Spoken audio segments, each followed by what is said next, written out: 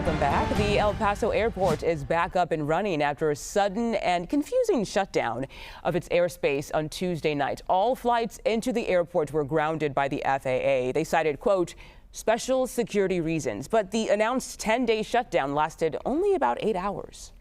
CBS News correspondent Jason Allen is live for us today in El Paso, Texas. Jason, thank you for your time. What exactly prompted this very brief closure?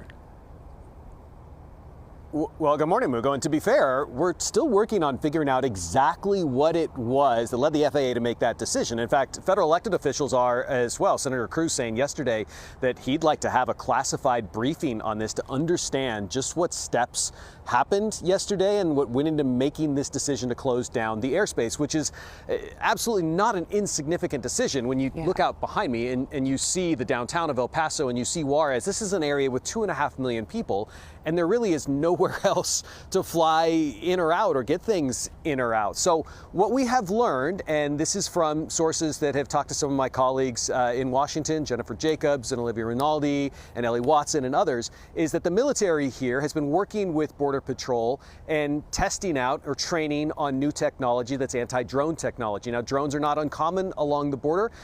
They're used by the cartel for surveillance. In some other places, they're used for smuggling. And in interior Mexico, they can be used in attacks. But this, we understand from sources, is a high-energy laser weapon that they had been working on and training, and that Border Patrol, even in recent days, had used it to take out a drone, or in one circumstance, something that may have ended up being a balloon. We understand from sources that there were meetings going on about the use of this weapon and the training on this weapon, and some of those meetings were about the safety of using it in an area that has heavy military activity and an international airport and all the activity on the border.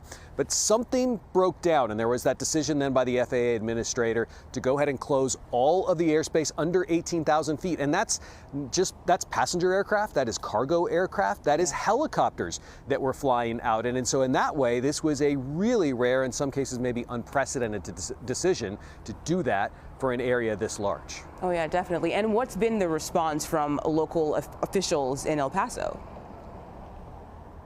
Well, this was something that came as just as much as a surprise to them as it did to everybody else. I talked to the mayor yesterday. He said that he woke up, he got a text from the city manager, "Are you hearing what's going on?" And then started receiving more texts from people wondering, especially when you hear this is a national security issue, is this something where are we at risk here? Is there a safety concern? So we talked to him about it last night. Here's what he had to say. You have to explain why you're in a national security crisis, or what the reason why we're declaring a temporary flight restriction over your community.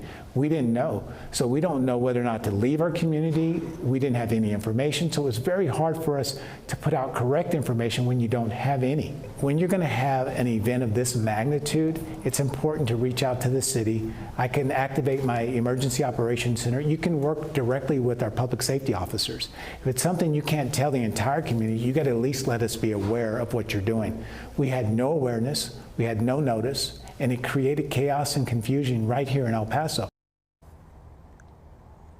Yeah, and so he was very clear also in telling me that he understands they don't need to know in El Paso everything down to the smallest details of what the military and Border Patrol are working on at any given time. He understands some of the security issues that are involved in that, but in the past it has always been a cooperation, a discussion between all the decision makers here, city, state, and federal, to know what's going on in these circumstances, Mugo. Okay, Jason Allen in El Paso, Texas for us today. Thank you.